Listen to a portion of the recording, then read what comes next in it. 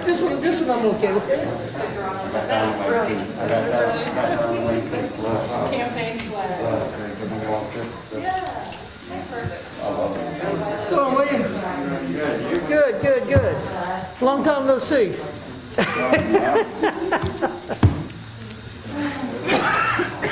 Excuse me.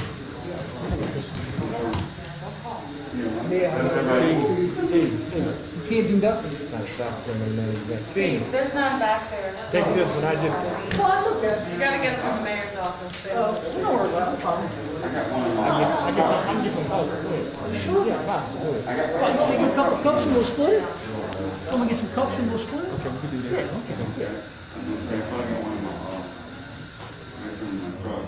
We keep a lot of them in here, but they go so fast. When I put it in, and people have meetings, they take them out the refrigerator. Oh, yeah.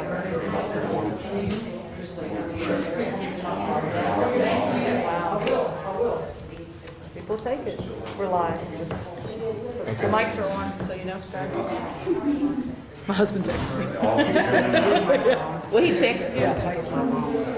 Councilwoman, he texted you? Yeah, Ryan texted me. Thank you. Thank you. Appreciate it. Yes, no Pete, no Lacey. No. Hi, how you doing? So you got him hold of them. Oh, the guy.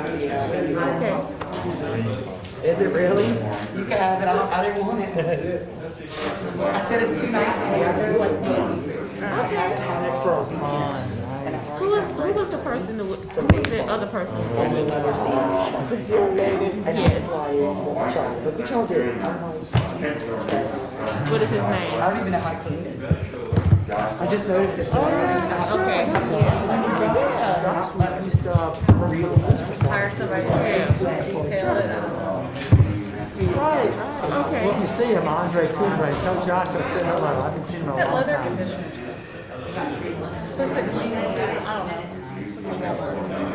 the government just told me not to go to Walmart. Amazon it. No, don't do that. We need the sales tax. There was a house in Whitmore that was guy was looking at, but I'm like, I don't know.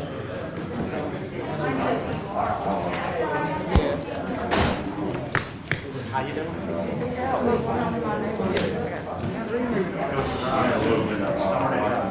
That clock is hot. Yeah. Other than that, then they were.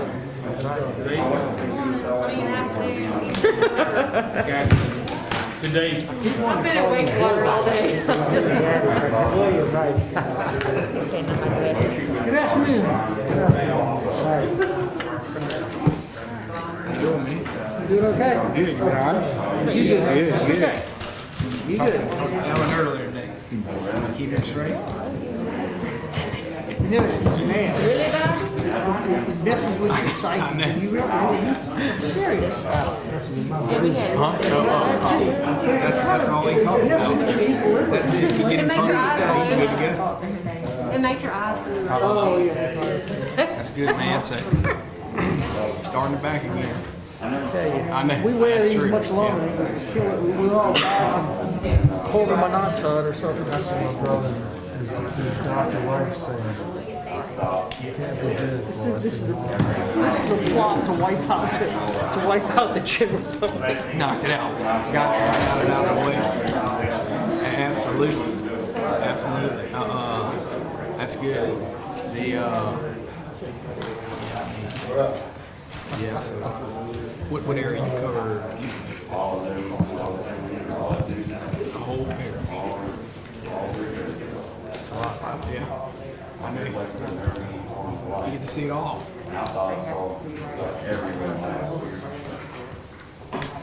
And more. Okay. We're going to get started. Good seeing you. Hammond City Council, public hearing agenda, July 28th, 2020. Roll call, please. Councilman Leon, Present. Councilman Wells, Councilwoman Gonzalez, Present. Councilman DiVittorio, Present. Councilman Andrews. Present. Public hearing number 1, an ordinance to accept completion of work on the Commerce Street improvements and cul-de-sac to release performance bond letter of credit in the amount of $287,935 and acceptance of 2-year maintenance bond in the amount of $28,793.50 in accordance with as-built plans by William J. Bowden Jr. dated 6/17/2020. Tracy.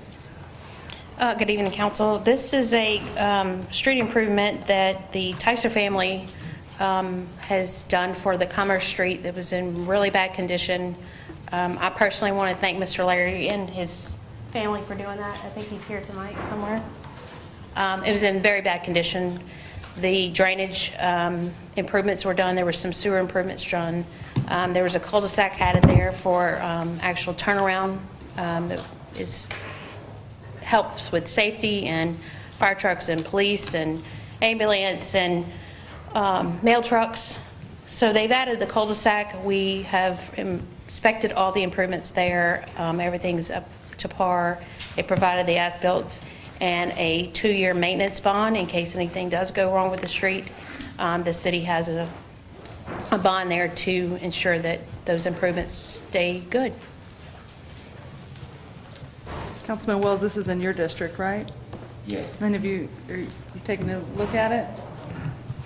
Yeah, I saw it. You good? You okay with it? Yeah, it looks good. Any questions specifically from you? Okay.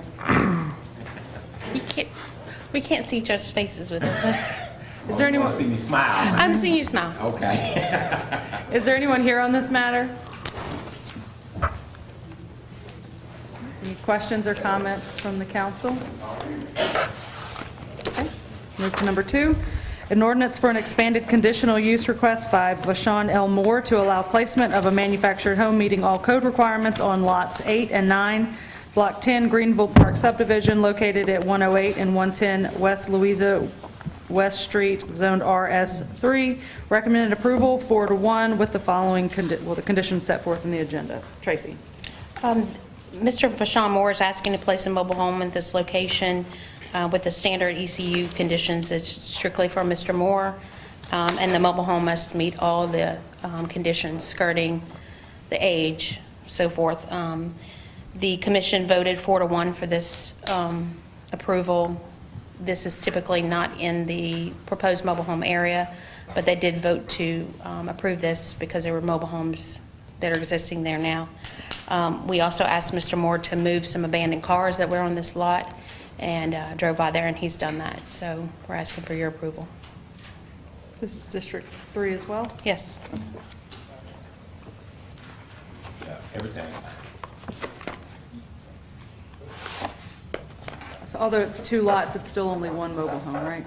It's 1 mobile home, and part of the conditions, depending on how he places it there, he may have to combine those lots into one.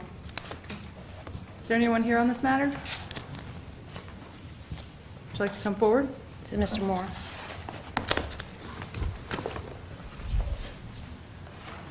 You could state your name and address for the record, please. Vashon Moore, 107 West Storehouse Street, Hammond, Louisiana.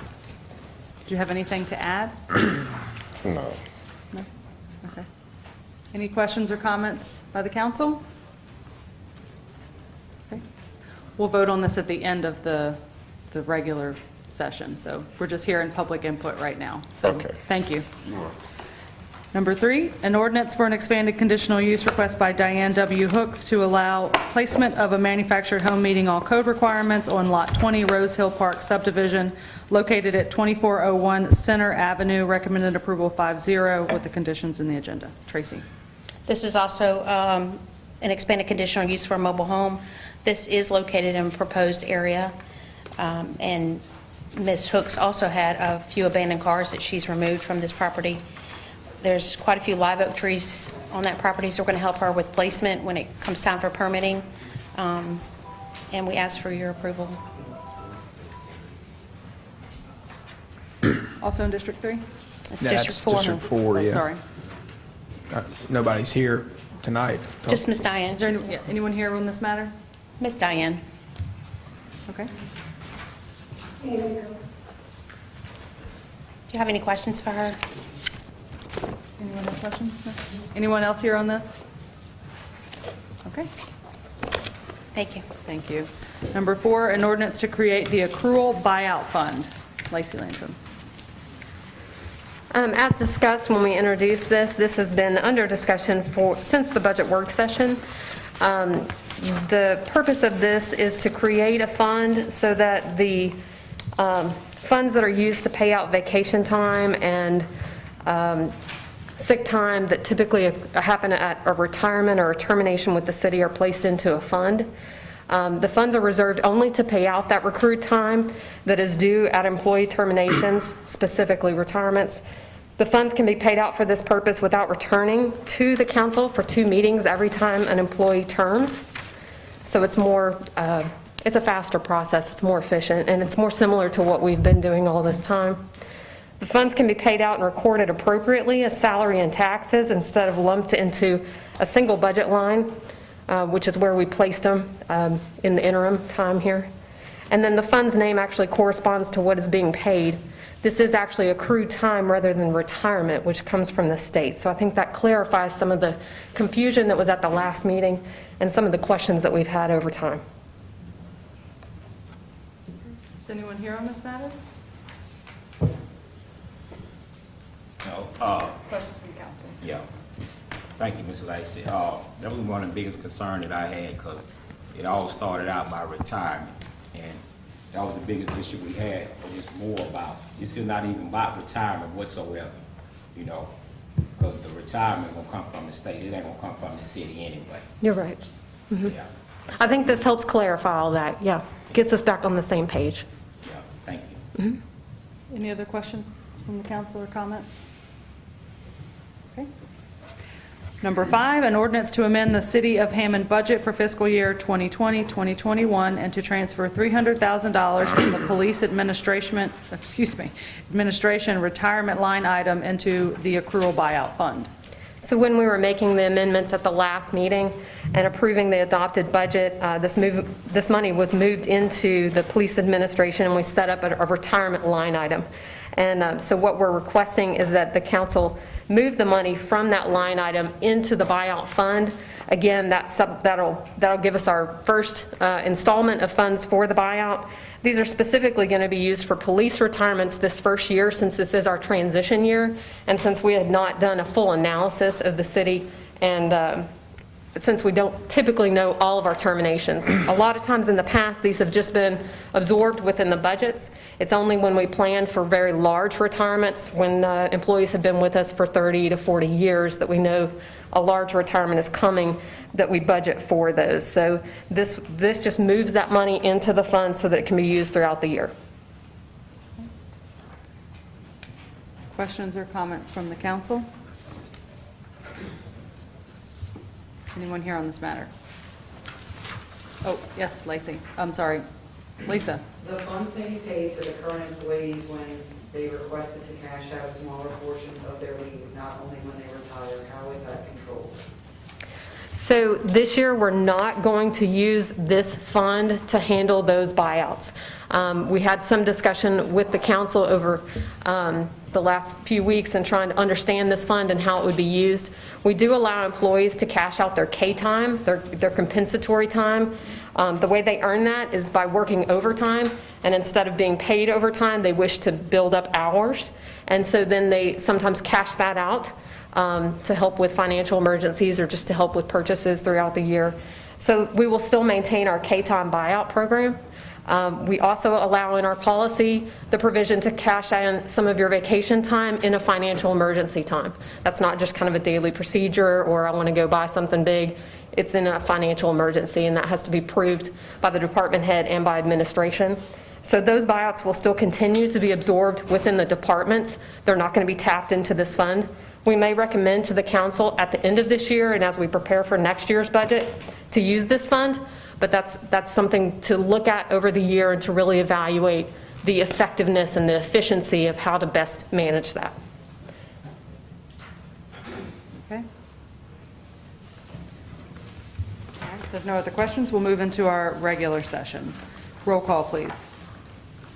Councilman Leon. Present. Councilman Wells. Present. Councilwoman Gonzalez. Present. Councilman DiViterio. Present. Councilman Andrews. I I'll ask you to stand for our prayer and ask Councilman Andrews to lead us in prayer. Let us take a moment of silence in honor of John Lewis, and also in honor of those that have lost their lives to this virus.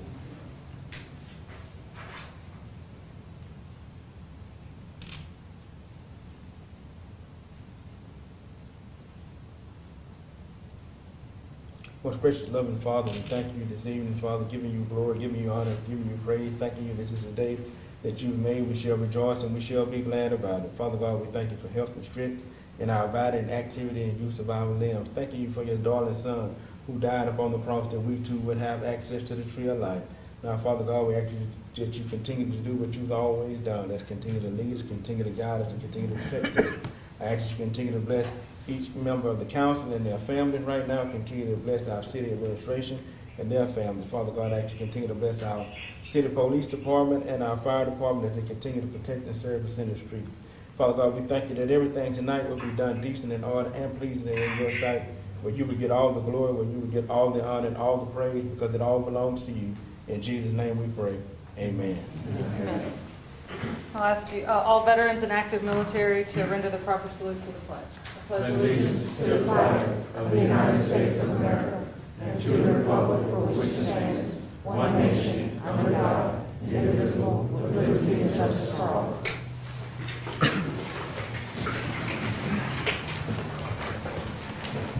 All right, now we'll move to our council reports. Councilman Wells, I think you first on the agenda. Okay. That's the first guy name on the paper. Where is it? Nicholas. Yes. Nicholas? Nicholas Stooley.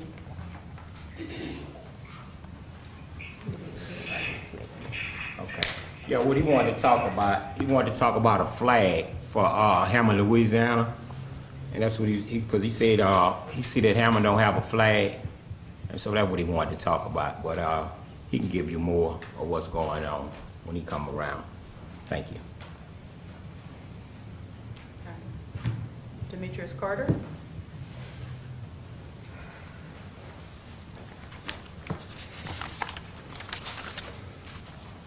Good afternoon. I'm here today again. I stood before you guys a while back about the demolition scope of work and what needs to be done. And when I left here the last time, I actually got a couple of points, but that was where we left off. From what I understand, there hasn't been a documentation put together for the contractors. So I reached out to you guys right before the last demolition bid to find out what's going on, because again, that work, what we talked about doing the last time I stood before you guys cannot be done with the bids that were turned in. You know, like I said, I do this, I ran the numbers. You know, I wasn't able to present my bid because of a couple things. I didn't get my paperwork in time, which there's no fault of the city of Hammond at all. It's postmarked for the 9th. Why I didn't get it in time, that didn't happen. But the paperwork that we need to go by to make sure that everybody's on a level playing field when they look at these jobs has never been issued. So that's why I'm back up here to find out what's going on, what's the status of that, and how do we proceed from there. I also mentioned in my email to you guys that the last set of houses that y'all did, there were 3 of them on January the 8th. That paperwork came out, and in that paperwork, 2 of the houses that are pictured have the wrong address associated with the houses. So when I put my GPS in and I went to Center Avenue, it took me to a different house that actually has that physical number on the house. So again, I reached back out to your code enforcement department to find out what it is I need to do. Do I go by the address or do I go by the house that's in the picture? All right, so there was a discrepancy with that. So we're getting information and it's not correct information. And I think there was an issue. I think a house was towed down that shouldn't be towed down by one of the contractors that actually won the bids. So that's a whole nother topic of discussion. So I just need to know where we at, what's going on, because we changed this in the middle of work being done. And I lost $2,500 because I was asked to go back and do some work that normally I wouldn't have to do, and I haven't been compensated for that work. You know, I did it in the scope, the guidelines that we always been using, and I was told in order for me to get paid, I got to go back and do more, which I didn't anticipate on doing because this wasn't in the guidelines. So I need to know, you know, what's going on. All right, well, let me address that.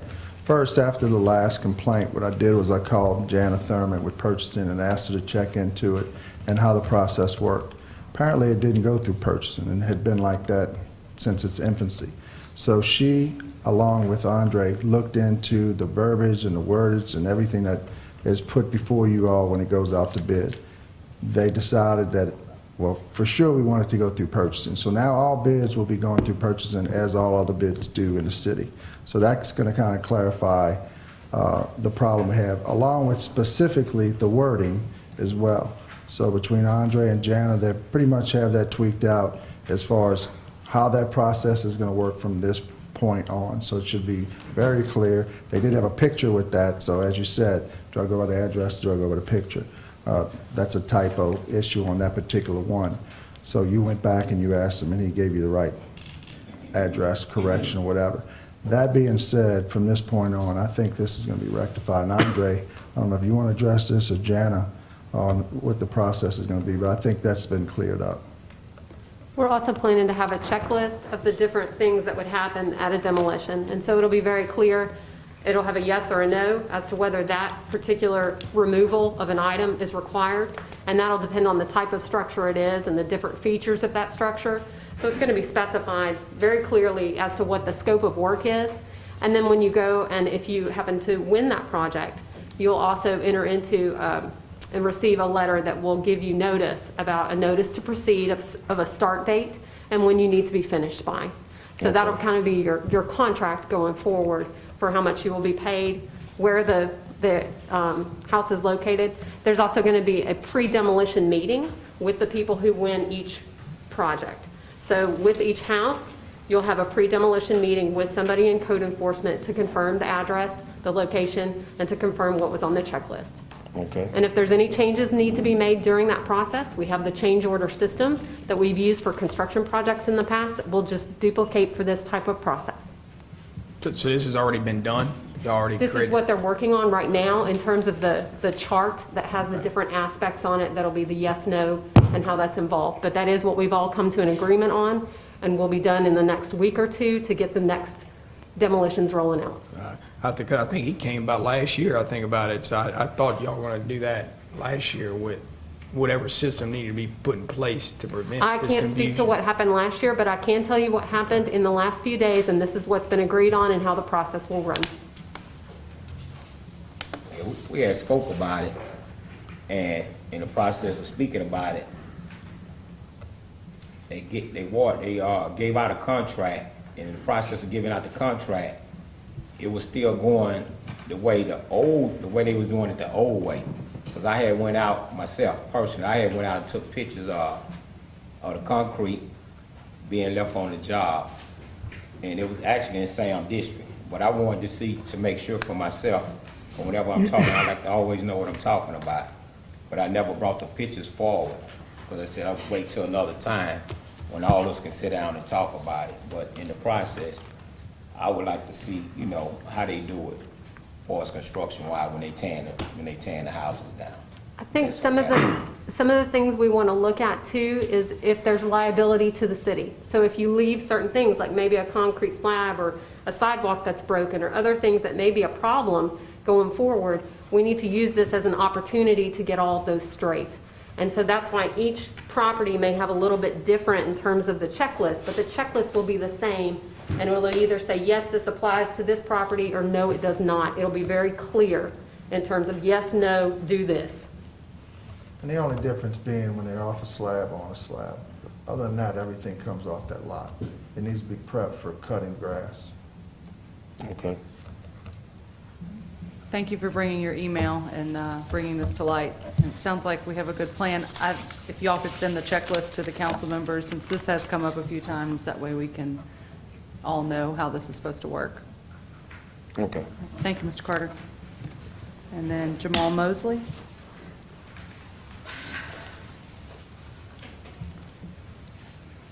Good afternoon. How you doing today? Afternoon.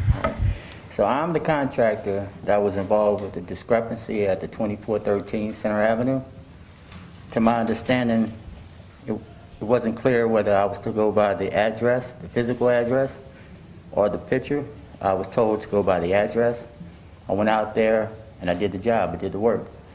I removed everything as I was supposed to, and then later it was said that there was another location that served the same address. So that was kind of confusing because you had two houses at one location. I did the work. I have the invoices for the work. However, I was never paid for the work. So I'm kind of in the bind with that. Secondly, the last set of bids that we had, I won 5 of those bids, 5 of those locations. So what I did, normally when we win the bids, we get the permits. After we get the permits, we can start on the work. I submitted my permits. I hired my crew. I also purchased storage units for some of the materials that I was going to be salvaging. And I'm out of money right now. So I'm out of money from a house that I thought was the correct house. And I'm out of money from money that was spent for the project that we were supposed to be starting soon. Excuse me. I have a list of everything if you all would like to review. This is the physical address of the last location that Bobby, I you did. want to address it? Sorry? Getting Bobby next one. Okay, so I have these on? Sure, okay. Thank you. So it was a big misunderstanding with that first location as well as the current bids that we had. I know y'all say y'all going forward with the new policy of notifying everyone. Well, what am I to do about the money that I've already spent out for the jobs that I won? Because I've spent quite a bit of money. And I'm out of money from a house that I tore down, as well as the projects that I thought I anticipated on starting. Let's address the house that you tore down. Bobby? You can stay up there if you want to. Good evening. Yeah, the problem with the discrepancy of the address for 2413 was a confusion between the contractors. The city came to the council. We submitted 2413. It had 2 structures on that lot, so it was a large acreage of land. The picture we submitted was the correct house, which was a blue house. When we sent out bids for the contractors to do the bids, we sent the address with the blue house. I don't understand where they got the misunderstanding that it should have been the brown house. When the council, we recommended demolition for blue house, and also we sent out bids for the blue house. Although the house was shared with another house on the same lot, there was no discrepancy as to which house should have been torn down. Now, I understand Mr. Mosley got a call from his competitor telling him that the address was incorrect. And so he took the word of his competitor as opposed to the word of the city, which was the picture and the address. I got a call from Mr. Mosley. I say, you're doing the picture and the address. So you're not to do what someone else says, you do what the city has hired you to do. So that was actually his fault for listening to his competitor on the discrepancy of the wrong address. If you look in your records, you see the blue house condemned, you see the blue house advertised for demolition. Does it say blue house? Same exact blue house. It says, does it say blue house in the, is it that The specific? photograph is color. It's the same house that was torn down. Okay. We submit requests for bids to them in color, and they also bidded on that particular house. If there was a discrepancy, the time to ask that was prior to demolition, not after it's torn down. What's the address, Bobby? 2413 Center Avenue, which had 2 structures on that lot. So This is why we identified the correct house by photograph. He also had the same contractor tore down 117 Lawrence Drive, which had 3 mobile homes on that address. Well, he tore the right mobile home down because he went by the photograph. Is that correct? Right. Right. So that's what I'm saying. We're going by photographs and addresses. If there's some type of confusion, we don't zoom out so you can see multiple units. We zoom into the correct location and correct So the photograph. wrong house was tore down or no? So there was a wrong house torn? Yes, he down? tore the wrong house down, not by our recommendation, by his competitor's recommendation. He got a call from his competitor saying that he had the wrong address. Yeah. It really wasn't clear which location because it was either go by the picture or go by the address. So I asked prior to starting, what do I go by? And I was told to go by the addresses. So when I tore that house down, that's the address that I thought that I was supposed to be tearing down because of whatever other discrepancy happened. So I tore that house down. I was notified that that wasn't the correct house. I needed to tear the house down next to it, which was a blue house. And there were 2 blue houses in question. Both of those blue houses was on the same street. And the blue house that I tore down was next to the brown house with the correct address. It also had the address of the other blue house that was supposed to be torn down. So that was another thing that was kind of not clear. But in the process, I did what I was supposed to do. I tore down both structures. I was told to leave the shed in the back. I did that. And I did what I thought I was supposed to be doing. And after completion of the job, it was told that that wasn't the actual house. That house was going to be torn down at a later date. The owner was looking for someone to tear that house down. And it's possible that the owner may be responsible. Well, I can tell you if I have any questions on something as a contractor, I'm not moving further until I get the inspector or whoever out there before I do the next step. What about on the next structure that he had with the, he was awarded the contract and he has storage bins out there. What do you know about that? No, he was saying, of the new location, he was saying that he's acquired storage units for this new group of bids that were rejected in anticipation of doing the demolition. As well as paid as well money as, out for subcontracting to assist me with the project. But I've already spent thousands of dollars between both projects, and I'm out of money. So I was trying to find out if I'm going to be able to get the money back from the location that was not clear. There was a discrepancy, and it wasn't cleared up until after I done the job. I think And the photograph also, was pretty clear on there. the money that I have spent on the new projects that I won recently, that was gonna go by the same terms that we've been going by. We had everything outlined. However, y'all decided it's a different policy that's gonna be going forward, but I've already spent money because I was thinking that I was gonna be able to go ahead and get started. I didn't find out till after I spent money for the work that was gonna be done from another contractor and money for my storage unit. So I have about almost $4,000 that I spent on the jobs that were about to start, as well as the house that I tore down that I thought I was going to be getting paid for. Jamal, what's your phone number if you don't mind? Area code 985-981-3733. Let's get with council and we'll get with. Andres already looked at this. Oh, you've already looked at this? Yeah, we met last week, and I believe What's the verdict? you had not received the demolition permit yet? Now, I applied for the permit on the 20th, and I was waiting for the permit. I had everything in place because normally So you when did we not win a get the bid, permit? that's how it works. You know, you win the bid, you get that information, and you get the permits, and you get started. So by me winning the bid, I was not aware that those bids were going to be rebidded on. You know, we did everything how we normally do it, and I guess in the process, there was some other stuff that happened and it made you all decide to change everything. But I wasn't aware of that, so I went forward thinking that, hey, I won the bids, I can get my permits, I can get started. So I put all my measures in place, and I spent some money. I'm out of that money as well as the money from the other house. So I'm kind of like almost $9,000 out of money. Are you able to get your deposit with the subcontractor back Yeah, since they're not performing the work because right we now? had a contract. You know, he had other obligations, and by me getting him to help me with my project, you know, What was every that project contract? varies. What was that contractor gonna do? He was gonna help with the demolition. He's gonna help, yeah, he's gonna help me with that. So the way that we normally do it kind of changed with this set of bidding because some of the homes that I want, I was gonna kind of have a crew go in there and take some of the good items out. That way I can salvage the raw material. That's why I purchased the storage units. And he was gonna be working on another location. So to keep pulling So him the only up. money you're out right now is storage units.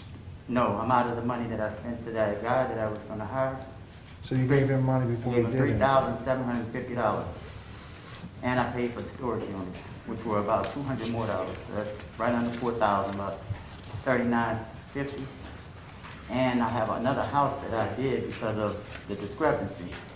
And it wasn't cleared up. You know, I discussed it prior to the starting. I thought that the locations that we're talking about was the ones. And once I did it, that wasn't the ones, but that house was gonna be up for the next set. But the owner wanted to get it done. So they made an effort to reach out to the owner, to see if the owner was gonna pay. And the owner decided. Jamal, excuse me 1 minute. Okay. You say they. Say names, because you know when you say they could be Sam, they could be Steve, they could be the mayor, they could be Lacey. So right. Who is they? Because see, this the picture we looking at. Because see, you're going too fast for me. Okay. The picture we looking at is 2413 Right. Center Avenue. And so, is this the house you tore down on this here picture? That's the house I tore down, yes, sir. So in the process of time, this because the address on here is what? I can't even recognize the address. It's not a color picture, but that address, if I print it in the color, it's gonna show 2413. That's the address. And so this is the However, house that's that you not- didn't get paid for? Right, that's the house, that's the address for the ones that I want to bid on. So why However, you the didn't get picture- paid for it? I'm trying to figure out, because they said that the one in the picture was the one that should have went. They both are 2413, which is So kind they of had two ironic. houses. They had two houses with 24. There was an A and a B. Yeah. And that's the discrepancy that This right Mr. here? Carter mentioned. That 2413 and this house here, was this supposed to get tore down or not? That's, to my knowledge, that was the It house was- that was supposed to be torn down. I'm with Councilman Wells. Please be clear in who told you that you were supposed to be tearing down the Brown house. The city did not give directions for the Brown house. We gave directions for the Is this Blue the house house. that got tore down? Both houses were Both torn houses down. torn He down. actually tore that house down in So error. they had two houses. At the Because see, same we address. lost. I'm lost, rather. They had two houses with the same address or what? Yeah, both of those houses had the same address. The one that was the blue house that he said that was in the picture, and that house. Both of them had the same address. That's why Mr. Carter had a discrepancy, because he said he wasn't clear on which house was supposed to be torn down. Which is why you should call us. I'm saying our normal process to you all as contractors Right. is to send you this request for bids with photographs of the exact structure that should be torn down. Right. So why would you follow the correct picture on 117 Lawrence and not follow the correct picture on Center Well, Avenue? With 117 Lawrence, I spoke to you, and you assured me that that was the correct location when I spoke to you. Right. For the Center Avenue location, and I asked about what was needing to be done with that location. Was it the house in the picture? Because it was told to me that it was a discrepancy. By whom? Who told you the And discrepancy? Mr. Carter had said that it was a discrepancy, but you also said to go by the addresses. So by me going by the addresses, 2413 was the one that was on the address, that was on the Brown house. So after I went and did the Brown house, it was said, well, technically both of those were 2413, and we only wanted the blue house tore down, not the brown one. I think you're... Let me interject. Yeah, I think you're It getting- sounds like we have developed a plan for doing better, like this pre-demolition meeting. So Absolutely. that's a good step. But I Now, need to as to, compensate. right, but as to what you have lost and your claim, you know, we're a council, we're not the judges of your claim. I could be wrong, but I don't think we can award you money. I think that this is something that the administration and perhaps legal need to get with you about, if any of that money is recoverable. Because unless I'm missing something, I don't think the council can do that. Is that correct, Andre? Well, you can't pay something that's not due. And in this case, the wrong house was torn down, but it was not because of misinformation provided by the city.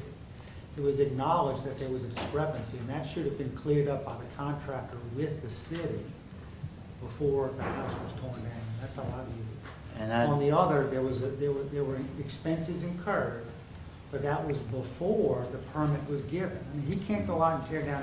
That was the contractor's risk. I'm hopeful he can recover some of that from your sub, because you paid him for something he didn't do. And to me, you should get your money back from the sub. And you still have a right to bid on this next round of work. So you could still recover some of those expenses by being the bidder on the next round. You're not just, your bids, you get a free bid like everybody else. Right. However, the bids have been compromised. Period. Well, in the past, I followed all protocols that were stated. And once we won the bids and they show us the tabulations and they allow us to, apply for our permit, that's a go. And I did everything the same way this past time. And you say that's a go, Bob? We do not give confirmation until that permit's issued. And all of these contractors know that. We have 2 other contractors here that has not started jobs without. No, I'm not going to even say the city. Who normally tell you to tear the house down? Mr. Mitchell. Okay, did Mr. Mitchell tell you to tear this house down? From our conversation with the discrepancy about the address, I was told to go by the address. And I went by the address, that way we would. And that's the house you tore down? So when I tore that house down, it was also told to me after that, well, the owners did want that house torn down, but we wanted to tear down the house next to that, and they share the same location. So even though you tore that down, we're gonna try to recover you some money the best way possible. Who said that? City, Mr. Mitchell. What he Either through said the he gonna city do? or through the owners, recover my money for the house. And who gonna give you the money back? I don't know if it was gonna be from the city or if it was from the owner. So I had to go and tear the next house down, and I had to wait to figure out what the owners were gonna decide. The owners, I guess, had to go through the notification as to what houses were torn down and what their amounts were. After they found out what houses were torn down and what their amounts were, they decided that they, I guess, didn't want to pay, and the city didn't want to pay. So I'm stuck with the bill, tearing down a house for free, basically. So The conversation was, like, when we have text messages to confirm, because I like to have things in writing, so it's not hearsay. The conversation was, okay, I know I've torn the wrong house down. What can I do? You can speak with the owner who wants to tear the brown house down, but they weren't financially ready to tear it down at this time. Maybe you can network with them and see if it's a possibility that they may want to pay you a certain amount for the work that you've already done to the brown house. he said he tore the wrong house. Absolutely, he knows he tore the wrong house down, but he also admitted that Mr. Carter called and told him it was a wrong house. So you shouldn't be communicating with another contractor, you should be communicating But I was with the advised it was the city. wrong house after it was tore down. All right. I distinctly remember a text saying, which houses are we gonna be clear on to go forward? And in the text, I believe it stated that the brown house, along with the side contract on the side of the house, and the blue house, and the leave the shed. That's what was told, so that's what I did. And afterwards, it was told, well, the brown house wasn't the one, it should have been the blue house, not the brown. All right. So I thought that by tearing both of them down, that I would just have to submit my invoices for the next one, and I would just be compensated for both of them. I have already submitted the invoices for the first one, I have been compensated. The second one, I haven't been compensated, and they both in the same address that I found out later. All right. We're going to have to move on. Again, like I said, we can't award you money even if we want to. So, I mean, you're going to have to go through the proper channels for that. But I appreciate you bringing these issues, and I'm And really so- hopeful we're able to fix some of this All right, soon. and what about the contracts that I recently won? I won't be awarded any money towards getting everything set up for that? I think No, that in they, the past, when we've had contracts get awarded and bids won, if we didn't think something wasn't right with it, we rebid it. So in this case, same thing. Complaint, looked into it, talked to purchasing. Andre, it wasn't right, so it's gonna be rebid. thank you. Thank you, Council. Any other council reports? All right, yeah? Oh, yeah, this is new business, right? Or where are we at right now? Council reports. Council reports, okay, all right, yeah. Now, I just, no, y'all can go ahead. yeah. Okay. Mayor? In light of the issues we've had with garbage and waste representatives are here to answer questions.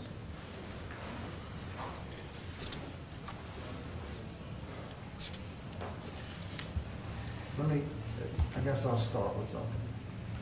So, City of Hammond does recycling twice a month at the 190 facility. Y'all decided to go into contracts individually with residents who may have still wanted curbside, which you did. They signed a contract directly with you, paid you a one lump sum of 100 or whatever it was, and that process started. Complaints started coming in. Recycling had been picked up in 5 weeks, and ongoing with that. So that's one issue. And one of the things I mentioned, if you're not going to do it, then give the people their money back and tell them you're not doing it. If you're going to do it, do it. On the trash side, we've had issues with trash pickup, so that's why you're really here tonight, to try to explain what you're doing about it, how you're correcting it, and get back on board with normal business. Now, I know you've heard other things. I know Council District 3 Devon's not going to want to hear the phrase you might use, but go ahead and give us an explanation of what's going on and what you're going to do to fix it. Yeah, name and address for the record. Dustin Fortenberry, District Manager for M-Waste, 732 East Railroad Avenue, Independence. So, you know, I came on board with M-Waste in February, just before we started seeing some of the issues, but I started with Parish Disposal in 2009 and actually bid on and was awarded this contract back then. Got it started up, ran it for several years, and then the company moved me around the state a little bit, and I've had the opportunity to come back. So just to kind of let it be known, I'm extremely familiar with the city, worked closely with Mayor Foster at the time, and got this rolled out, and never really had any issues to speak of.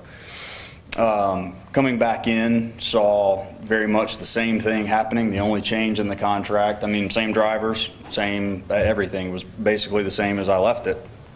The biggest change was the recycle program, which I'll get to here in a moment.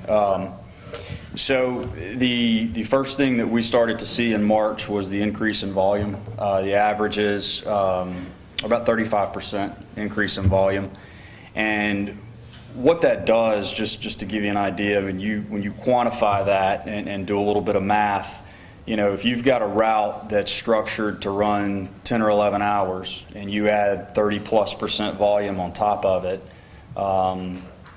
it doesn't increase directly proportionate, because it's not structured exactly that way, but it increases that route time significantly. So you can't say, well, 30% is roughly 3 hours, so that's 3 hours added. Not always, but give or take. So what happens is, you know, or what we started to see happening was, we go out, we start collecting the route. We start at 5 a.m., by the way. You start collecting the route, and let's say at 5 p.m., for whatever reason, the truck's full. Well, there's nowhere that we can dump that trash until the next morning. That's okay, we understand that. That's part of the logistics that we work through. But if you would normally pack out that truck at the 6-hour mark, and now you're packing it out at the 4.5-hour mark, it changes the structure of how you run that route. I say all that to say what we started to see initially was, we would pick up as much as we could on Monday, and not every route, not every area has had these issues, and it's been somewhat sporadic in terms of, you know, it may be over here on this week, it may be over there on this week. There's been weeks where it's been none. We got it all up. But what happens is, when you don't complete a Monday route on Tuesday, we go back and we finish Monday. That's standard protocol, because if you do it any other way, you really start getting jammed up. So we would finish Tuesday routes on Monday, Monday on Tuesday, and then it would snowball through the week at times. We, you know, communicated that best we could. Typically that was with Mr. Robert. We have a good working relationship with him. And so that was the first hurdle that we encountered. And then the second and more significant one was, we run about 20 to 25 people on the back of the trucks per day. And it got to the point, due to certain circumstances with the amount of money they could make elsewhere, we would get to the yard and there'd be 6, 8. It was that drastic at times. Just couldn't find people. And so what that does is, it makes a bad problem worse, because that truck that would have started at 5 to go maybe finish up the previous day is now sitting on the yard waiting for someone to come get on the back and go help them get that route up. Sometimes that'd be 8 o'clock, sometimes that'd be 9 o'clock. We did try to spread the workers that we had best way we could. So for instance, some of our trucks run with one man on the back or one person on the back, others run with two. Your city trucks always run with two because of the amount of garbage. And there were times where we would send them with at least one to get them started. And while that's valiant effort, that one person's typically not going to get that route up. It's just too much, too long, too hot. Those were some of the issues that we started to see. And the latest hurdle that we've had in terms of people has bled over into the mechanical side of things, the maintenance side. We have, an online recruiting program for mechanics. We've put the requisites out there. We get the applications. We call them for an interview, and nobody shows up. There's really nothing that I can do about that other than go to Plan B, which we've done. I've got a third-party maintenance company in. They started last week. And they're working 7 days a week to do preventative maintenance, oil changes, brake jobs, everything that basically checks the truck from bumper to bumper to make sure that it's roadworthy. Obviously, the first and foremost, we're going to check the fleet for safety. And, as important as your service is to me, that is the only thing that I will put it second to is the safety of the fleet and the people that operate it. And so, and I've made this comment to others, one of those issues is the type of thing that we deal with all the time. You're always, there's certain times of the year you're going to have more garbage. We understand it. We know how to deal with it. There's certain times of the year when the heat index gets to where it is, you struggle to find people. We know how to deal with that. Same thing with the mechanical issues on the truck. When you start to parlay all of that together, it becomes very challenging to do what we do. And I will say we've had a lot of both customers and municipalities that have been very understanding as to what we're dealing with. Others haven't, and I get it. You pay for service, you want the service. And I can tell you that there is nothing more that we want to do than to provide you that service. There is no fun in having any sort of service issue with a customer. We take no pride in that. So it is something that we have worked diligently to put a plan together for, and it's working. I think that I would like to say, at least for the last couple of weeks, you've seen improvement. I don't think there's been any issues on the garbage side, and recycles also ran for the past couple of weeks on the correct day. A lot of that is because we brought in some new equipment. We had to do it. We've ordered 3 new trucks. They're not available yet, so we rented 3 units to get in the meantime. And I could go into the details of the numbers, but basically these are between the added disposal costs, the rental of equipment, the third-party mechanics. These are costs that they're not pass-through costs. We absorb those, and frankly they'll never be recuperated. However, we're looking long-term, and what we need to do to get through the immediate future to retain your business, keep you happy, and keep your residents happy. And it's a daily challenge, and I did my best not to use the word. That has been part of the problem. So, no, it's, the biggest thing is to please understand that what we're going through is real. It's not, again, it's way easier for me to just show up in the morning, get the garbage off the ground, and go home, and just come to the meetings just in case you have a question. This isn't the desired result. And so That was well explained. Has anybody had problems in the last 2 weeks with the constituents? I've had a couple calls that came in this week that said that everything is, started passed on regular on Monday and toward the end of last week. Now, I don't know, when y'all made actual change and improvements, but I've had a couple positive calls come in. I appreciate recently. that. So, I mean, yeah, it's no been negatives this week. Yeah. Within the last couple of So weeks. what can so moving forward with the recycling to the curbside? I propose we do something different on that.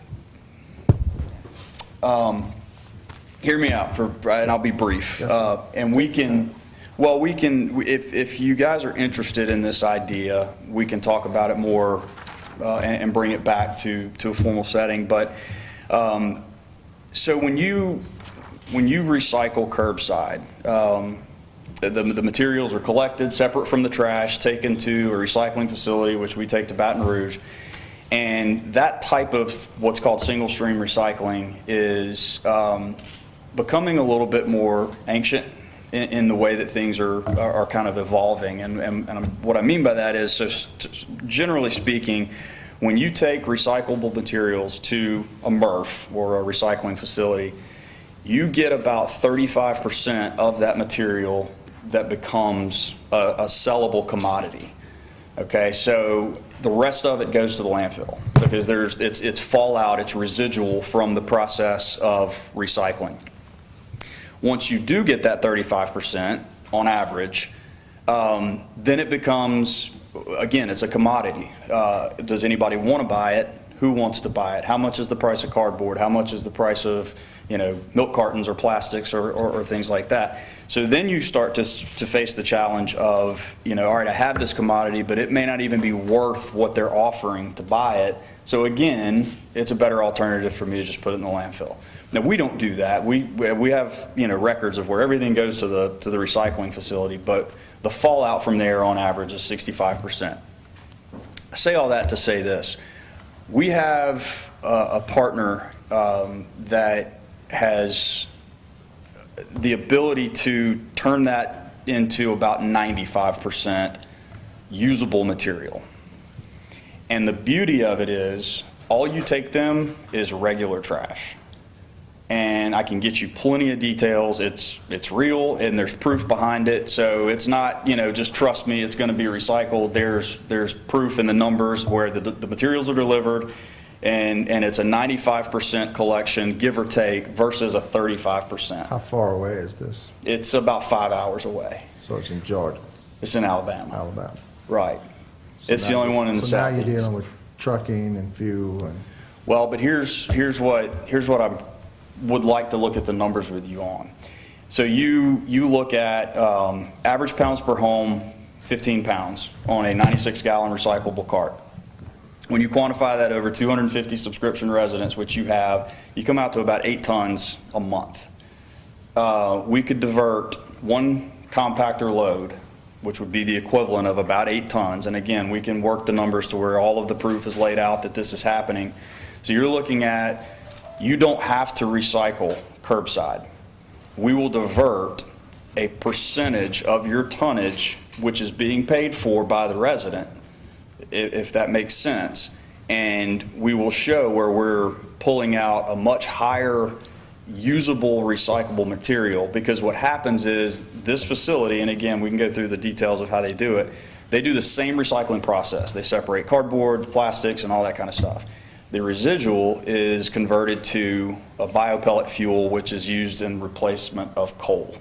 So it does a whole nother level of recycling when you talk about greenhouse gas and things like that. And so basically what we can look at is the opportunity for the same residents that want to recycle. We will take that number of homes that is signed up for recycling, and we will divert that amount to this facility, and they'll get a much better end result versus what they're getting. Okay, so we can talk about that later. We can talk about it. What can we do for the people curbside now? Are you going to pick up on scheduled days, or are you going to deal with them and prorate? We will continue providing the service they pay for on Wednesdays until we discuss something further. Okay. But I think this option is Well, thank you for coming. And let me ask you one other thing. We have figured out that we won't have another 4th of July snowball effect. Because I think that hurts you more than, I mean, it's understandable with everybody being home during COVID that there was more trash, more garbage. I mean, but the whole 4th of July issue, when that came about and added to all of the other added trash, that's what just threw everybody over the top. But was the 4th when Robbie Miller? To their when the When parish they shut closed down? it, it's when they closed the parish landfill. closed the We don't blame landfill. that one on you. Right. Well, I'm not blaming that on him. What I'm saying we didn't is run that the third either, coordination. so- That's because the landfill was closed that day. Right. The Correct. landfill was closed on the 3rd and the 4th. And per the contract that we have executed with you all, anytime the landfill closes, we cannot collect garbage. And then if you think about it, because if that had happened on like a Tuesday, it would have been okay because you could collect it and then let it sit in the truck and empty it the next day. But when that happens on a Friday, and the landfill's closed both Friday and Saturday, they cannot let all that sit in the truck until Monday. I understand it's not their fault. Right. My point is that they're the ones that took the hit for it. Yeah. Yeah. So we just gotta make sure that as we move forward, if we, coordinate the landfill with y'all's contracted vacation days so that it doesn't happen again, We just need so to that you don't take the hit again. Notify residents. Sure. Thank you for coming up. I got, have something to say. Yes, sir. No, I talked to the guys that work on back of the truck, and I'm gonna tell you, we're not having no problem. Cause when I talked to the guy, they say y'all working the hell out of him now. So he said, from what he told me, by everybody being at home now, he said, man, it's a whole lot of trash that we normally don't have to pick up. Right. And so every time they come around in our area, we are from water and Gatorade. And they appreciate that. And I appreciate that. And I appreciate, man, for what y'all doing in my area. I just wish I could find more that gonna work hard like y'all doing. Y'all coming out with my area. Thank you, man. We're working on it. I appreciate y'all having me. I'm going to leave some cards here with you. My cell number's on there. And just please understand that I understand the level of service you expect. And I you've do. even been driving a truck. I wouldn't So, really. to your credit. Yeah. Well, when, you got to do what you got You to gotta do. do what you gotta do. Lisa, is there anything on YouTube? I have, you know. Thanks, Justin. I want to make, yeah, you good, yeah, thank you. Okay. Thank you very much. Before we went on another topic, I just wanted to bring up, I had a phone call this past week about a large development coming to my district on Natchez and Corbin.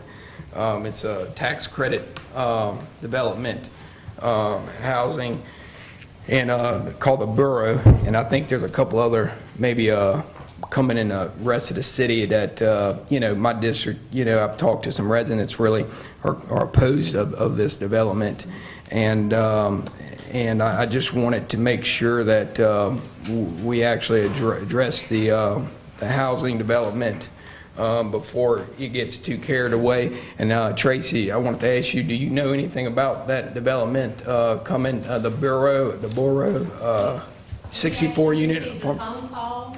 We didn't know about the tax credits until I think somebody brought it to our attention in the newspaper. But we received a phone call that they are trying to get some kind of site plan together and present it to the planning commission, which is part of the process for any big development, depending on the size, number of units. So other than that, I haven't seen or heard of anything else other than them trying to get on our September agenda. It's September agenda, okay. There are 3 developments. That's what I emailed the council, I think a couple of months ago, because what we saw were the legal advertisements in the newspaper, and that's how it came to our attention as the city. They are able, as developers, to apply to the Louisiana Housing Corporation before they get any sort of building permits, before they have any discussion. In the past, most of those developers have come to the mayor and said, here's the project we're proposing, we'd like to get some support letters, things like that. But all 3 of these did not do that. So Tracy has seen, I think, maybe 1 set of plans for one of those, but we have not received anything for the other 2. But we are going to be in constant communication with the council about these because they are all 3 approved for tax credits, but they are not approved for building permits, to make that I think clear. a few months back, I had gotten like a certified letter as president of the council, and I had sent it to everyone. So there have been a number of them, like, nobody knows anything they're doing Yeah. except they have to give notice for this. And I got it, and in my district, I suffer from another one that's called the Villa Willa on the other side, and Villa West residents that are in my district I get, it really didn't, do anything good for the area. They come in and then they get these tax credits, sell it, make a good bit of money, roll out, and then we have to deal with the management and everything of the development afterwards. So I think my residents and the city in general needs to be notified, pretty good about these developments coming in. And, I would like to have a public hearing possibly next week on this topic. So I don't know if I need to make a motion on that, Andre, or how do we get the public hearing set?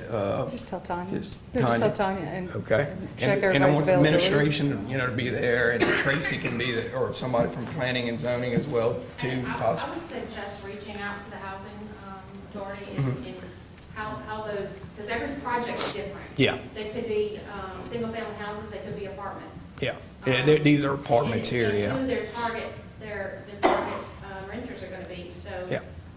I think we need to make sure we have some information, Yeah. which would be helpful for the public here, Yeah. to have the discussion.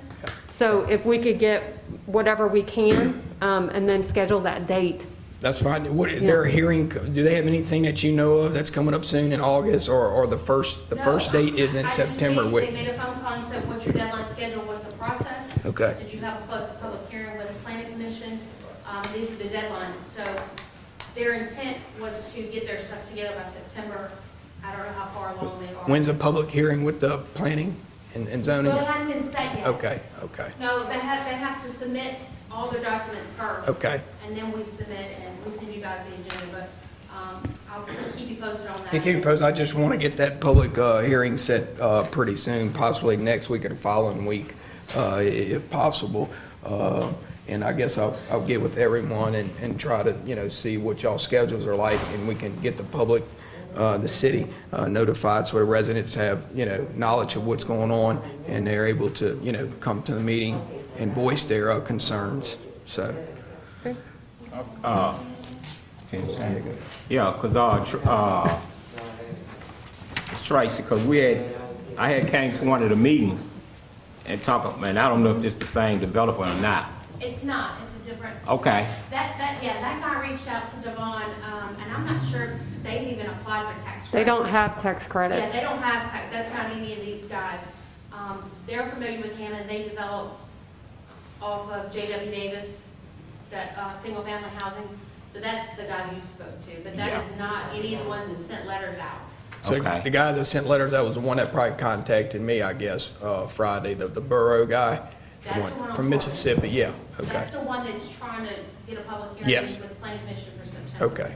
Because the meeting that we met, when I met with you all, and this come from, and it's not come from the mayor, because I'm not going to tell a story on it. This come from somebody that's do business with the city. And they told me, no, we can do to stop the subdivision from coming. I don't know about that. You have zoning regulations, you have, all kind of regulations you have to meet, density, drainage, Parking. No, I'm not talking about none of that. What I'm talking about, the residents don't want no more subdivisions like that there. That's where they need to come to public hearing. Oh, they will. Yeah. They will. That's why we have public hearings. So, yeah, okay, all right. So is his set yet for his development in his district on JW? Okay. No, that was a seriously preliminary introducing himself to Devon. Okay. All right, thank you. Very good. Mayor, do you have anything else? Yeah, one last note, Friday the 31st from 9 to 12 at Hammond Westside Elementary and Middle School, we'll be giving backpacks away for kids going back to school. So if you know anyone who needs backpacks, children, please send them over. Drive-through. Drive-through only, yes. Police and fire knowledge. Police and fire know is extremely important. As far as Chief Folks and also Chief Bergeron, they've gone out and they've spoken to people. It's August 15th. August 15th is the election day. Early voting has already started and goes on for the next 2 weeks. It is a renewal. It is not a new tax, so everything stays the same. It's a 10 mil renewal for 10 years. Please get out and vote for it. They truly need this to keep up their equipment, help them with payroll. This is very important to their budgets. Thank you. Please get out and vote, because the early turnout has been real low. I work at the court, so I see the numbers are real low. Thank you, Madam All President. right. Now, as for our minutes of July 14th, 2020, I need a motion, please. I make a motion that we accept our July 14, 2020 minutes from our council meeting. Second. Councilman Leon. Aye. Councilman Wells. Councilwoman Gonzalez. Aye. Councilman DiViterio. Aye. Councilman Andrews. Aye. Now for our resolutions, old business none, new business number 1, a resolution supporting the submission of a $19,776 grant application to the Edward Byrne Memorial Justice Assistance Grant Program to purchase radio equipment for the Hammond Police Department. Charles. I'll keep this short and simple. This is an annual allocation that the city receives from the Bureau of Justice Assistance. Our allocation this year was $19,776. That's based on the size of our population, our crime statistics, other demographics. Talked with the chief. He would like to apply this to purchase radio equipment, particularly new radios for some of the officers. I can answer any To questions. replace old radios or new? A bit of both, I think, to replace old and to supplement what they have. I know that he's interested in providing some radios to the reserve unit, which he's trying to grow, whether that will be the new radios or they'll get some of the older radios. This would allow us to buy about 7. The radios cost about $2,600 each. Is this a match or anything, or this is a straight? There is no grant? match. It's straight funds. We just need to program it out for an eligible purchase. Anyone here on this matter? Questions or comments? By the way, I didn't say this earlier, I will be pausing for YouTube comments. Absolutely. Pleasure of the council. Motion to approve. Second. Councilman Leon. Aye. Councilman Wells. Councilwoman Gonzalez. Aye. Councilman DiViterio. Aye. Councilman Andrews. Aye. Motion approved. Number 2, a resolution accepting a $44,400 grant from the Traffic Safety Grant Program for impaired driving, occupant protection, and juvenile underage drinking enforcement, and 2, authorizing the mayor or his designee to complete and sign related documents. Charles. This is another annual program that we participate in. I had previously come to the council for the application. We applied for $45,000. We got $44,400. It's a pretty good return on our application. I don't have the details of the application yet, but it's on its way here, and generally there's a very short turnaround. So we wanted to get this to the council now, so once we have that contract, we can go ahead and approve it, or sign it rather, even if there isn't another council meeting. Anyone here on this matter? Questions or comments from the council? Pleasure of the council. Motion to approve. Second. Councilman Leon. Aye. Councilman Wells. Councilwoman Gonzalez. Aye. Councilman DiViterio. Aye. Councilman Andrews. Aye. Motion approved. Number 3, a resolution accepting air traffic control tower build-out project 31706 as substantially complete and beginning the 45-day lien period for payment retainage. Charles. So this is for the airport tower. I think as the council knows, this project was to deliver 3 floors that we as a city are going to finish out and also install the elevator. I'm very happy to say we now have those 3 floors and the elevator. We've had the engineer and the fire marshal come out and inspect. Everybody's given us the thumbs up, so we want to go ahead and start the closeout process, kick off the 45-day lien period. Good. Anyone here on this? Questions or comments?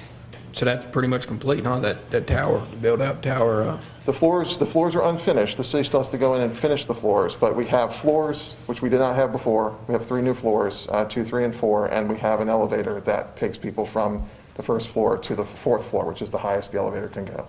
Nice. Kip and I walk those stairs, so glad to hear there's an elevator. Yeah. Yeah, it was a It's a killer. very nice elevator, too.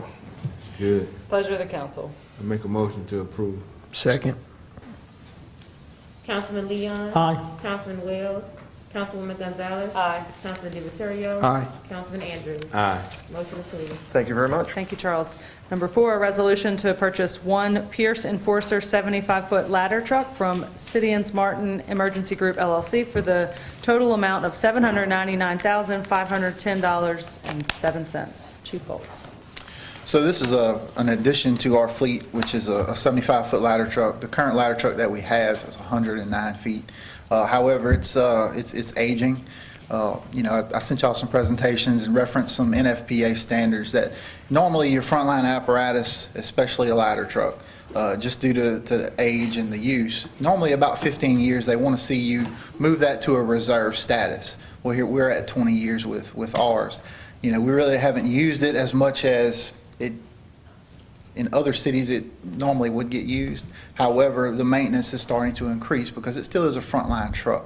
And this additional 75-foot ladder truck is a little smaller, however, it's shorter, so it's able to navigate our residential areas a little bit better than this larger truck. So you're looking at 37 feet versus about 47, 48 feet. Single axle versus a tandem axle. So it's highly maneuverable, and we can utilize it for firefighter safety, stuff like that. So, and this will give us 2 ladder trucks. So, I'm not going to get rid of the one we have. We're gonna pull it out once we get the new one, if you see fit to approve it, and we're gonna give it some little TLC and try to continue keeping it. What's better than 1 ladder truck? 2 ladder trucks. And so it's something that I think that we need as a department to move forward and continue and make sure that we're operating the best we can for our citizens.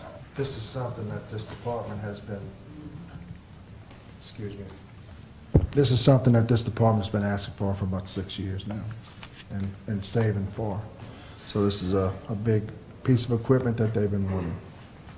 And I think one of the things that stood out to me the most is when you describe the ladder truck and this capability, it has both that ability not to just go high, but to go low and direct the water flow high. And it can also serve as kind of that bridge when you're over a roof or some other unstable position, which improves our firefighter safety. Anyone here on this matter? Are there questions from the council? Is this the type of equipment that's purchased with the millage that's coming up? Yes, and this is because we have the millage. It's a significant size purchase like this. If we didn't have the millage available, we would be competing with everything else in the city. But this millage allows us to save those funds for these very large purchases. Firefighting equipment is not cheap, as you can tell. Yeah. However, this particular apparatus is, it's actually already built, so I wouldn't have to wait, do a 9-month build process, so we can actually have this truck hopefully within 90 days.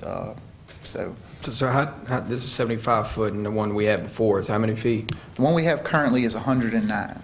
109. And so one of the things that we were leery of is to make sure we could still utilize this truck and not suffer that 25 foot. So what we were able to do was get a sister to this truck here, put it in our firefighters' hands. They drove around the city, put the ladder up to several of our large buildings, worked perfectly fine. We were actually able to get a little bit closer to some of our buildings than the bigger truck can. So it actually, it's a little bit more versatile than the one we currently have. No other questions or comments? Oh, yes. Come on up. Name and address, please. Yes, Salvador Nicolosi, 3607 Highway 190 West. This is a pretty expensive piece of equipment here. So I was just wondering, have we got other bids, on this particular piece of equipment? I don't know, I'm just trying to figure out. I mean, that's close to $1 million in my book, but I don't know what the city of Hammond or, if we could afford to pay that. That's what the millage is for, Sal. I'm sorry? That's what the millage is for, Sal. I'm sorry? That's what the millage is for. Oh, okay. The tax Well, millage that's based on the property tax is what they've been saving up for. is that the one that they rolled back from 8 to 10? Is that the millage or not? No, I'm not sure what you're talking about, but this piece of equipment is vital to the city of Hammond and firefighting. The cost of it, the bigger one is well over $1 million. It's about $1.3 million. Well, yeah, we got Ferraris. This is a state contracted price, right? Right, it's state contract. So you ran it through the state of Louisiana? Right, it's comparable. So basically, Louisiana has that, I guess they pre-negotiate the prices of the apparatus, and that's how we are able to get that price. Well, I know in Livingston Parish we have, well, it was Ferraris, but I think they changed the name now. Somebody else bought them out. So I didn't know if the bids was sent to them or not, I'm just trying to figure this out in my mind because, I mean, I'm looking at $1 million in my book, you know? Is that one And- coming from Ferreras? I'm sorry? That's being purchased from Ferreras? No, this is from Pierce. Oh, Pierce. So previously, we purchased an engine from them, which I want to say was a couple of years ago. We were very, very pleased with its quality and its construction and the price they gave us. And this truck is actually comparable to that same quality, same construction. So that's kind of why we wanted to go with them. So what I'm understanding, the mayor said that this is already, the money's been appropriated for this, is that correct? Well, it comes from the millage, and Huh? so it comes from the millage. So he said that it's been being saved up for a number of years in order to purchase this from firefighter millage. This doesn't come out of the general fund or from any other areas of the budget. It comes from specifically the millage for the fire department. Well, or thank the you. share of that millage. Thank you, Carter, for clearing me up. Yeah, no problem. Thank y'all. And that's fine with me. Thank you, sir. Anyone else? All right, pleasure of the council. I make a motion to approve. Second. Councilman Leon. Aye. Councilman Wells. Aye. Councilwoman Gonzalez. Aye. Councilman DiViterio. Aye. Councilman Andrews. Aye. Motion approved. Thank y'all. Andre, we had someone who put in a question after the vote. Would you say? Okay. They just want to know if we consider getting it from other companies, even that might possibly be, I guess, less expensive than the state contract. Yeah, you want to just answer that question for us? You're probably not going to find anything less expensive than the state contract. Usually state contract is apples for apples comparison. So that's kind of how it's done. Just like the vehicles we buy off state contract, it's the same process that it goes through. So there's a set price. So if it is less expensive, then it probably wouldn't be worth looking into because, you know, something's probably not up to that same standard the state actually set forward. Thank you, Chief. Number 5, a request to appeal a decision made by the Hammond Historic District Commission of an application to relocate the structure at 206 East Morris Street. This application was presented and approved by the Hammond Historic District Commission on June 17th, 2020. Just for clarification, Melanie, why don't you come on up? Just for clarification, the project requested to move this building, the Historic District approved that move, and Melanie is appealing the decision of approving the move. Okay? And for the record, I asked to be here last time when the meeting was in an hour, so I apologize. And I'll try to be as succinct and brief as possible. I'm here to ask the City Council to review a decision of the Hammond Historic District's approval of an application to remove the property at 206 East Morris Street. It's right across from the gas station on Morris. It's a little white house with the red door. At the June 17th, 2020 meeting of the Hammond Historic District Commission, I'll just say the commission to make this shorter, an application was approved to remove the home located at 206 East Morris Street to allow for the construction of a 2-story corporate headquarters with 32 parking spaces. 206 East Morris Street is a contributing building to the Historic District Commission and is protected by city ordinance. During the meeting, the commission discussed the project. Ms. Shauna Seals asked if there was any preservation action that had been taken to preserve the building based on the guideline that the property should only be moved if all of the preservation options have been exhausted. Neither the applicant, the administrative officer, or the commission members could show any preservation actions had been attempted. Then, in an unprecedented action, each commission member individually explained how they would vote and their reasons. Mr. Blackwood, attending his first meeting as a recent appointee to the commission, explained after careful consideration that he felt the existing historic building would detract from the historic district based on the new construction and on the physical and conceptual issues that were presented. He felt there was a vehicle in the guidelines to move forward with removing the property. There was no information presented at the meeting that there were any structural issues with the property or that it was any way unsound. There was a structural inspection presented by an engineering company for assessing the building to be moved that stated no adverse issues were observed in the CMU or steel plate. The joist beams and deck were observed to be in good condition, and all the recommendations for bracing and stiffening were to prepare the building to move, not any repair to correct any issue with the building. So the building was sound. Ms. Susan Seal felt the building was expendable because there were plenty of examples of this type of building on the east and west side of town, and as a rental property, the residents didn't make any lasting contribution. Buildings of this era are being demolished at an alarming rate all across the city. and the commission is only responsible for preserving structures within their boundaries. I also believe that rental properties are a lucrative and important part of our real estate market downtown.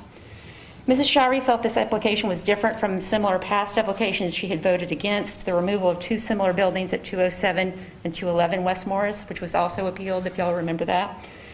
As that project was not for economic development, this project would be bringing jobs into the area. The mission of the Historic District Commission is economic development through historic preservation, not at the cost of preservation. And with the removal of the buildings at 207 and 211 West Morris, 206 East Morris is now the lone example of this type of architecture and should be protected. Mr. Falk was also in attendance at the meeting, but as the lead architect for this project, was required to recuse himself. The application was approved with 3 yes votes, 1 no, and 1 member being recused. Besides not adhering to their own guidelines and basing the decision on information that did not pertain to preservation or fact, it displayed the inconsistency of decisions made by the Commission for almost identical applications. Because this application is almost identical to the application to remove the buildings at 211 and 207, which were unanimously denied, which is why they had to come here and appeal it. And in that meeting, there was a unanimous decision that violated the guidelines and that those buildings could not be moved. And I realize the Commission has changed in between these 2 applications. Several new members are being appointed to replace commissioners who have moved on, but the guidelines remain the same. And there seems to be a misunderstanding or absolute disregard for the guidelines and overall preservation tenets in law. Economic development is important, and I'm excited by new businesses coming in as well, but that doesn't mean that you don't apply the same rules consistently. People are drawn to downtown because of the fine work that the Commission has done for years to protect and preserve the culture and places that makes Hammond unique. That doesn't mean that you can now bargain it away bit by bit. The removal portion of the guidelines that they used to make this decision was included as an absolute last resort. And I was the administrative director during the draft of those guidelines.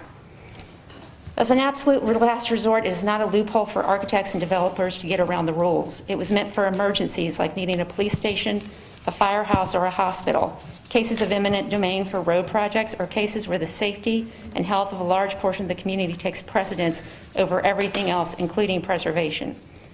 Again, I support economic development, but preservation is a driver of economic development, not an obstacle when done properly. And our city ordinance reads, "The Hammond Historical District shall have for its purpose the promotion of the educational, cultural, and general welfare of the public through the preservation and protection of all such buildings." And there aren't any guidelines that talk about how many jobs or those kind of things. It really is strictly about the buildings.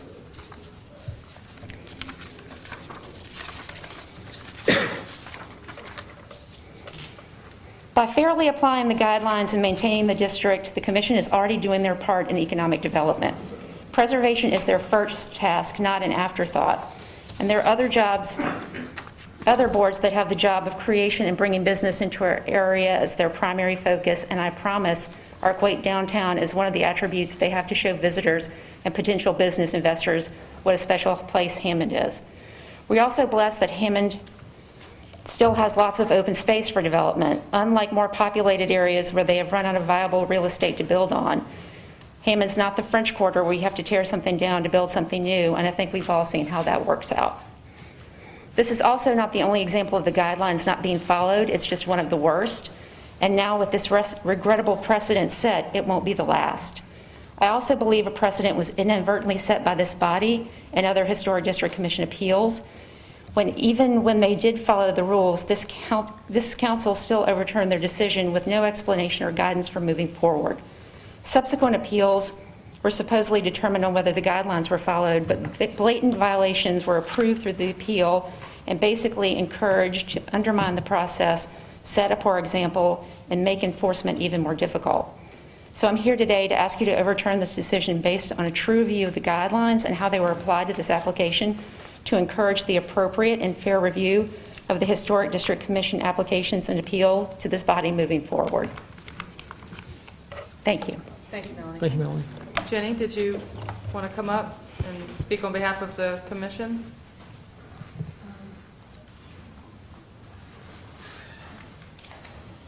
I don't know what y'all, have you have any questions or anything? I reviewed the minutes. You sent the minutes and the meetings to us, so I didn't know if you had anything to add? Nope. No? Okay. Anyone here on this matter? Come forward. State your name and address for the record, please. Scott Belgard, 8196 Wildwood Drive, Denham Springs, Louisiana. I'm here with Stoller Group. We're the owner of the project, and we're also going to be building our support office here downtown. And so I just wanted to make myself available to answer any questions that y'all have. And then, as you know from my address, I do travel in from out of town, from Denham Springs, to come to the city of Hammond, because this is where our office is currently. We have a downtown office, but also one at 1250 Southwest Railroad. We want to combine those two with a downtown office, and so that's where we're looking at those specific lots to be able to build our support office. And it's going to be a support office for a multiple, state real estate company, and it's something that we want to be downtown. We choose to be downtown. There is land that's available that we could build a support office on, but we want to walk to lunches. We want to walk to the businesses downtown. We want our corporate support office culture to be in downtown Hammond. It's something that we believe in Hammond, we believe in the city of Hammond, and we believe that as a company and as an organization that we want to be invested in the city of Hammond. And so we think part of that is being in the downtown district. So I'm available if you have any questions about it or if I can answer anything. We're very proud that you chose us for this location. We're glad to have you in the community. You've been a good partner, and we appreciate it. Anyone else here with comments or questions? Council members? Make a motion to deny the appeal and uphold a decision of the Hammond Historic District. Second. Councilman Leon? Aye. Councilman Wells? Aye. Councilwoman Gonzalez? Aye. Councilman DiViterio? Abstain. Councilman Andrews? Aye. Motion approved to deny appeal. Final adoption of an ordinance. Number one, a final adoption of an ordinance to accept completion of work on the Commerce Street improvements in cul-de-sac to release performance bond letter of credit in the amount of $287,935 and acceptance of 2-year maintenance bond in the amount of $28,793.50 in accordance with as-built plans by William J. Bowden Jr., dated 6/17/2020. Pleasure of the council. I make a motion to adopt. Second. Councilman Leon? Aye. Councilman Wells? Aye. Councilwoman Gonzalez? Aye. Councilman DiViterio? Aye. Councilman Andrews? Aye. Number two, final adoption of an ordinance for an expanded conditional use request by Vashon L. Moore to allow placement of a manufactured home meeting all code requirements on lots 8 and 9, Block 10, Greenville Park subdivision, located at 108 and 110 West Louisa West Street, zoned RS3. Recommended approval 4-1 with the conditions set forth in the agenda. Pleasure of the council. Pleasure of the council. I make a motion. Second. Councilman Leon? Aye. Councilman Wells? Aye. Councilwoman Gonzalez? Aye. Councilman DiViterio? Aye. Councilman Andrews? Aye. Probably a little late now, but to clarify, it was a motion to approve, correct? Yeah, motion to approve. Okay. Number three, a final adoption of an ordinance for an expanded conditional use request by Diane W. Hooks to allow placement of a manufactured home meeting all code requirements on Lot 20 Rose Hill Park subdivision located at 2401 Center Avenue, zoned RS3. Recommend approval 5-0 with the conditions set forth in the agenda. Pleasure of the council. Make a motion to approve. Second. Councilman Leon? Aye. Councilman Wells? Aye. Councilwoman Gonzalez? Aye. Councilman DiViterio? Aye. Councilman Andrews? Aye. Motion approved. Number five, I'm sorry, no, I'll skip that. Number four, final adoption of an ordinance to create a accrual buyout fund. Pleasure of the council. Motion to adopt. Second. Councilman Leon? Aye. Councilman Wells? Abstain. Councilwoman Gonzalez? Aye. Councilman DiViterio? Abstain. Councilman Andrews? Aye. Number five, final adoption of an ordinance to amend the City of Hammond budget fiscal year 2020-2021 and to transfer $300,000 from the Police Administration retirement line item into the accrual buyout fund. Pleasure of the council. Motion to approve. Second. You made a statement, Councilman? Yes, Okay. yes. Councilman Leon? Aye. Councilman Wells? Abstain. Councilwoman Gonzalez? Aye. Councilman Divatario? Abstain. Councilman Andrews? Introduction of an ordinance, none. I make a motion to adjourn. Second. All in favor, say aye. Aye.